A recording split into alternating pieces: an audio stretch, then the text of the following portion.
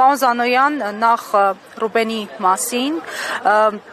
եւ արդյոք բավարար աշխատանք այսօր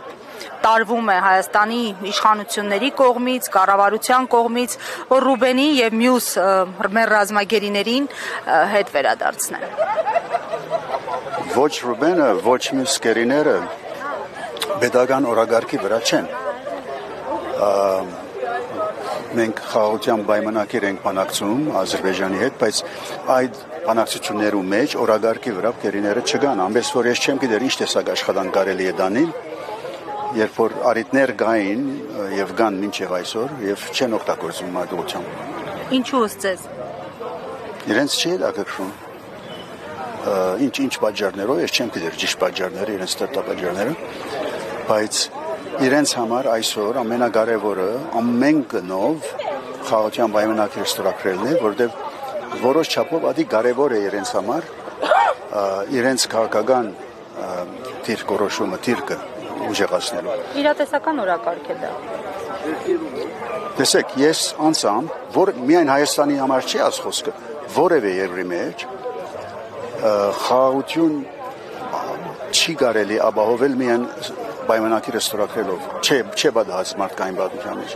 Ոչ ալ կարելի է անվտանգություն ապահովել խաղաղության միջոցով։ Եթե երկիրը իր անվտանգությունը արդեն ապահովված է իր բնական իր ուժերով, այն ադեն կարելի է խաղաղություն ունենալ։ Այսինքն անվտանգությունը խաղաղություն կապահովի,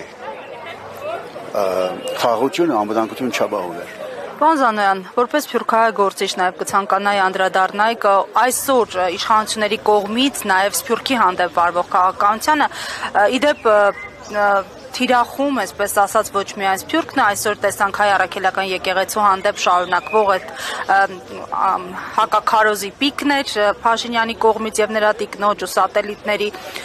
ինչու է այսպես պատերազմ մղվում արժեքների, ինստիտուտների դեմ, որոնք կարողանում են բարձրացնել ազգի իմունիտետը։ Տեսեք, այս կառավարության նպատակներ են, նպատակ կամ գաղափարախոսությունները մեկը այն է, որ պետությունը առանց ամբողջական ազգին, առանց Սփյուռքը, առանց այս 29743 կիլոմետրից դուրս ինչ որ գա, ազգերության չի հետաքրքրել։ Իրենք այս համոզում ունին, որ պետությունը նախ եւ առաջ այս միջազգայինորեն ճանաչված սահմաններն են, այս սահմաններից դուրս ինչ որ գա մեր գործը չէ,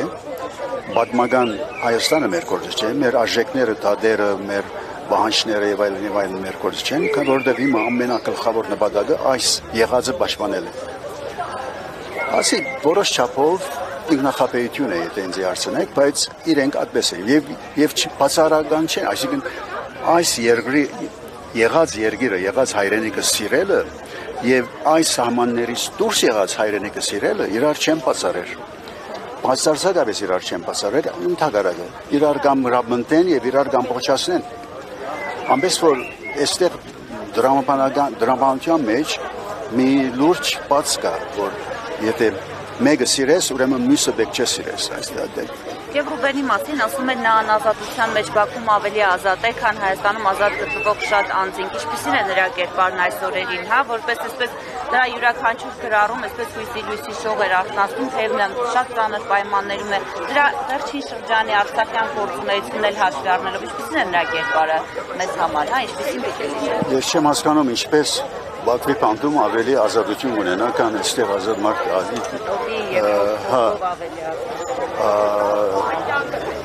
Ռուբենը ին ջանչած Ռուբենը, որ շատ մոդեն ջանչնա, համարյա չէ փոխված, այդ ուղերձներում մեջ ամեն մի միտք որ գա, ամեն մի հայտարարություն որ գա, արդեն մենք առանցին ինքը չփանդարգված մենք քննարկել ենք օրերով, ամիսներով, տարիներով քննարկել ենք, ցին ես այդ նորություն չեմ տեսնել, այդ բոլորը կարող է որ բանդից ուղերձ ուղարկած է, բայց բանդի մեջ մտահղացումներ չեն անում, բանդի հետ կապ չունին այդ իմաստով, որ այնտեղից բանդն է իրեն այդ խոսքերը ասելով։ Ամենից որ Ռուբենը ես ադուղերձների մեջ որ գարտացի, Իմ գիտած Ռուբենսը ճիշտ չէ փոխված, հակառակ որ 2 տարի ատտաժան պայմանների դակ ապրած է, չէ փոխված, չէ թույլ տված,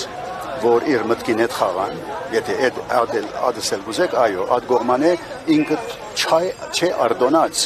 որ բանդը իր վրա որևէ ասեցություն ունենա մդային, կոնե իր հոգեգան եւ մդային բանի վրա, եւ ինքը բաց կսե։ Ես ուրախ եմ, հաշտ եմ ինձ հետ, գիտակցաբար արել եմ ասորոշումը եւ գիտեմ ինչու, շարունակում եմ։